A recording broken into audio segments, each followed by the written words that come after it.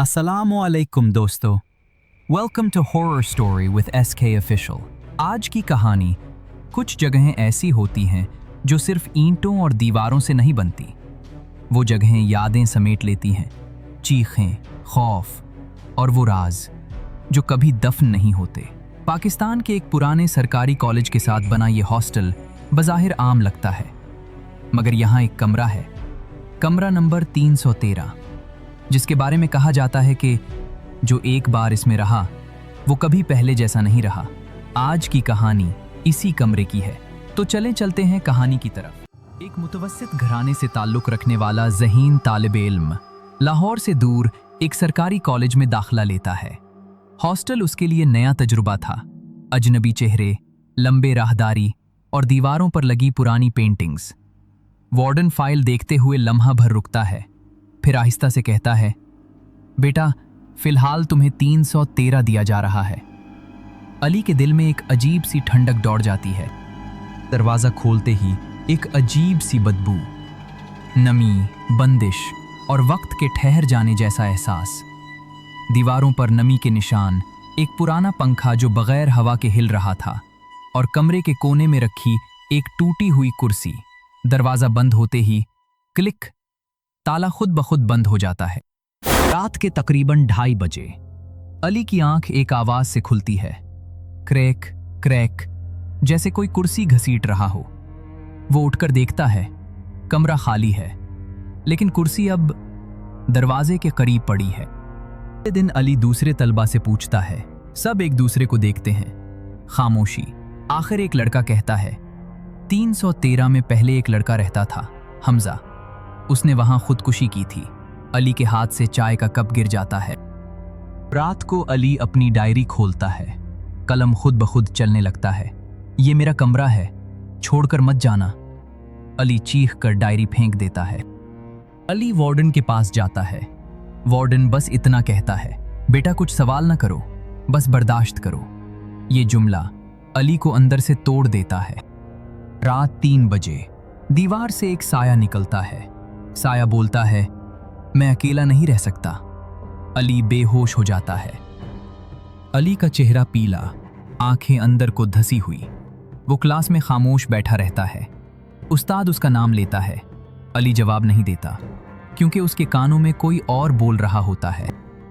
अली को हॉस्टल के store room में एक पुराना रजिस्टर मिलता है। इसमें लिखा होता है, रूम 313, ऑक्यूपेंट डाइड। हर सफ़े पर नया नाम और आखिरी नाम। रात को रूह जाहिर होती है। वो कहती है, मैंने खुदकुशी नहीं की, मुझे यहाँ कैद कर दिया गया। अली चीखने लगता है। आवाज़ बदल जाती है। कमरे की लाइट टूट जाती है। दरवाजे पर नाखूनों के निशान। मौलवी आता है, आयात की तिलावत। रूह चीखती है, ये कमरा मेरा है। अचानक खामोशी। अली बेजान फर्श पर। कमरा फिर खाली। चंद माह बाद एक नया तालिबे इल्म। वार्डन कहता है, कमरा नंबर 313। कुछ कमरे खाली नहीं होते, वो सिर्फ इंतजार करते हैं। कमरा नंबर 313 अब भी आबाद है। चंद हफ्ते गुजर चुके थे। हॉस्टल की फजा बज़ाहिर मामूल पर आ गई थी, मगर अंदर ही अंदर एक अनजाना बोझ हर सांस के साथ भारी होता जा रहा था। उन्हीं दिनों गर्ल्स हॉस्टल के करीब वाक़े एकेडमिक ब्लॉक से एक नाम बार बार सुनाई देने लगा, सितारा। वो MA साइकोलॉजी की तालिबा थी। खामोश तबीयत, गहरी आंखें और बात करने से पहले बहुत देर सोचने वाली। सितारा को ख्वाबों की अजीब बीमारी थी। वो कहती थी कि कुछ जगहें इंसान के लाशऊर में दरवाजे खोल देती हैं। जब उसने कमरा नंबर 313 के बारे में सुना तो उसके चेहरे पर खौफ नहीं बल्कि तजस्सुस उभरा। उसने कई बार हॉस्टल की तीसरी मंजिल की तरफ देखा, जैसे कोई चीज़ उसे बुला रही हो। एक शाम वो लाइब्रेरी से लौटते हुए गैर इरादी तौर पर उस राहदारी तक आ गई जहां 313 वाक़े था। उसने दरवाजे के सामने खड़े होकर आंखें बंद की। उसे लगा जैसे दीवार के उस पार कोई उसका नाम आहिस्ता आहिस्ता पुकार रहा हो। अरा सितारा की करीबी दोस्त थी, बातूनी, हंसमक और हॉस्टल की हर खबर रखने वाली। जब उसे मालूम हुआ कि सितारा 313 के बारे में पूछ रही है तो उसकी हंसी फौरन गायब हो गई। तारा ने उसे एक खाली कमरे में बिठाकर आहिस्ता आवाज में कहा, सितारा, ये कोई नॉर्मल जगह नहीं। यहाँ जो हुआ है वो फाइलों में नहीं, लोगों के चेहरों पर लिखा है।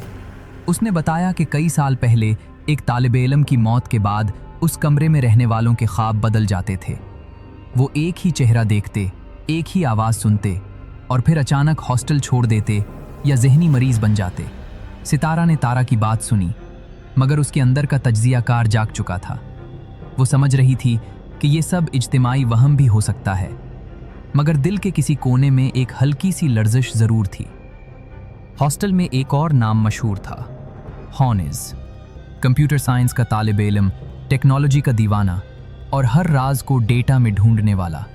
सितारा ने हॉनिज़ से राब्ता किया और उससे दरख्वास्त की कि वो 313 से मुताल्लिक पुराने रिकॉर्ड्स निकाले। हॉनिज़ ने पुरानी डिजिटल फाइलें, स्कैन शुदा रजिस्टर और अखबारात खंगाल डाले। कई घंटों की तहकीक के बाद उसे एक पैटर्न नज़र आया।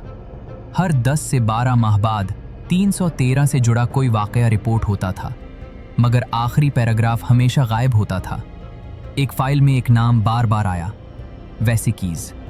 किसी ज़माने में वो उसी हॉस्टल का तालिबे इल्म था जिसने मुबैना तौर पर कुछ गलत दरियाफ्त कर लिया था। उसके बाद वो अचानक लापता हो गया। इसी रात जब हॉनिज़ अपनी तहकीक सितारा को भेजने वाला था, उसके कमरे की लाइट हल्की हल्की झपकने लगी। उसने समझा शायद वोल्टेज का मसला है, मगर फिर उसने स्क्रीन पर एक नया फोल्डर बनते देखा, खुद ब खुद। फोल्डर का नाम था Vesicus_313। जैसे ही उसने फोल्डर खोला, कमरे का दर्जा हरारत गिरने लगा।